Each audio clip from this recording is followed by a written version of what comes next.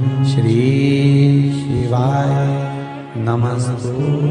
शंकर भोलेनाथ ओघड़दानी की कथा कर रही है। व्रत कार्तिक महत्तम कथा है। कार्तिक के महीने में सबसे बड़ा अगर व्रत का कोई नियम है तो केवल एक नियम सबसे बड़ा है, सुबह ब्रह्म मुहूर्त स्नान करना और दूसरा दीप लगाना, दिया प्रज्वलित करना, दीपक लगाना। दीप दान से बड़ा कार्तिक के महीने में कोई दान का वर्णन नहीं है जितना दीप दान का वर्णन। नसंद देव ए कार्तिक के महीने में जो दीप दान करता है उसके घर में कभी संपदा की कमी नहीं आती है। जितने लोग बैठे हैं टीवी चैनल के सामने बिल्कुल ध्यान से सुनिएगा। तुलसी के क्यारे के सामने और बेलपत्री के पेड़ के नीचे आप अगर 5 मिनट भी बैठकर भगवान का भजन करते हो, आप जिस मंत्र की माला करते हो उसका फल लाख गुना हो जाता, भले एक बार जपा क्यों ना।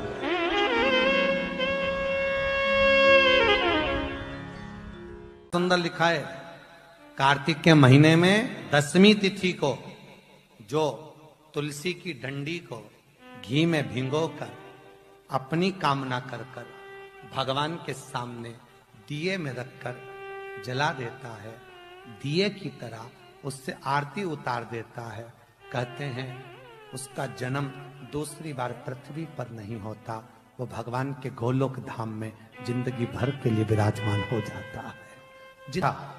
विष्णु पुराण का 5वां अंश कार्तिक खंड वर्णन करता है, या स्कंद पुराण का कार्तिक खंड को उठा लीजिए, वो वर्णन करता है 24 तरह के दिए होते हैं।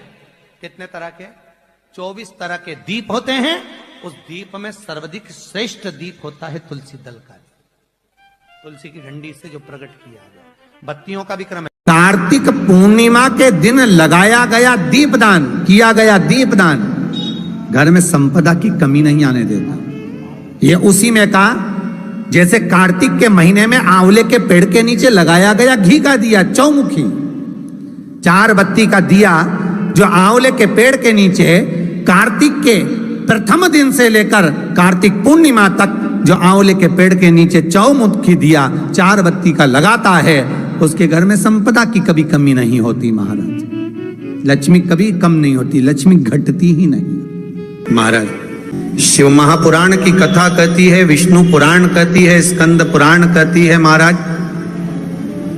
कि भगवान नारायण स्वयं इस जड़ के नीचे अपना विश्राम करते हैं महाराज। प्रयास करा करो, एक चुटकी हल्दी, कितनी? मात्र एक चुटकी हल्दी, आंवले के वृक्ष के नीचे भगवान हरि हर महादेव, कौन से महादेव हैं? हरि हर महादेव के नाम से रखकर उस पर पूर्व मुख कर कर, पूर्व की ओर मुख कर कर जल समर्पित करना प्रारंभ कर दीजिए।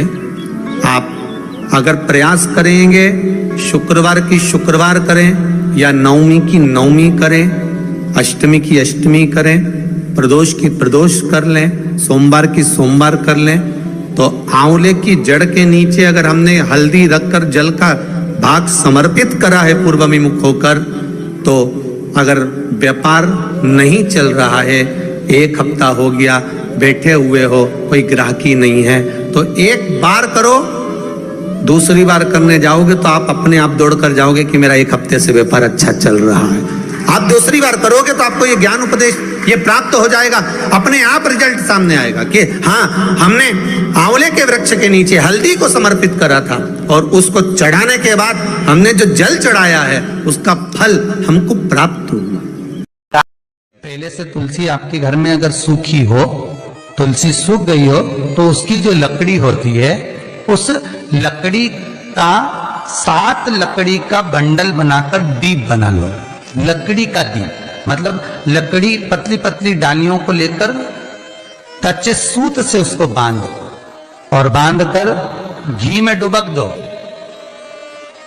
कार्तिक के महीने में शुक्ल पक्ष की त्रयोदशी तिथि जब आए, प्रदोष का जब व्रत आए, उस दिन भगवान के मंदिर में, शिव मंदिर में नहीं, भगवान किसी भी देवता के मंदिर में, विष्णु के मंदिर में, नारायण के मंदिर में, कृष्ण मंदिर में, राम मंदिर में, किसी भी मंदिर में मंदिर ना हो तो अपने घर के मंदिर में शाम के समय पर उस तुलसी की लकड़ी का दीप, दिया भरकर उसमें घी डालकर जो दीप प्रकट कर देता है, जला देता है, दीप को प्रज्वलित कर देता है, उसके घर में कभी संपदा की कमी नहीं होती महाराज। विष्णु पुराण में स्पष्ट लिखा है।